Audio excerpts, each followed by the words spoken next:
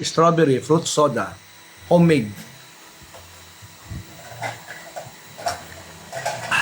Sarap. Yan guys, so nag-purchase tayo sa Lazada ng soda plus maker.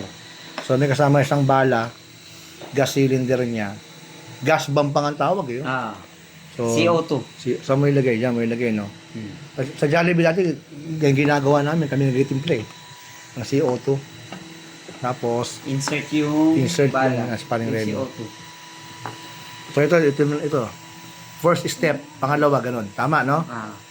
Tapos, insert natin. So, meron tayong ganito, guys, oh. O, pag pinahit siya, ayun na. Ayun, no? Ano yung number 4? 4, di ba? Shake the bottle for 5 seconds. Close to start the main body. Add your favorite syrup flavor. Tighten the cup. Guys, so nilagyan ko na ng strawberry syrup. Lagpas ng kaunti pero okay lang yan. Okay lang yan, Ito na. hindi iiyak. So nandiyan na yung ating pinaka bomb. Yan na, twist. The end. Diretso na yan, guys. Yan na. 1, 2, 3, go. Yun lang, guys, oh. Yun lang. Ayan na. Yes, lamig so na. we have strawberry soda. That's it, guys. Nice one. Sir Remy. Oh, lamig na, oh. Malamig yan. Malamig talaga yung tubig natin. Reset. Reset.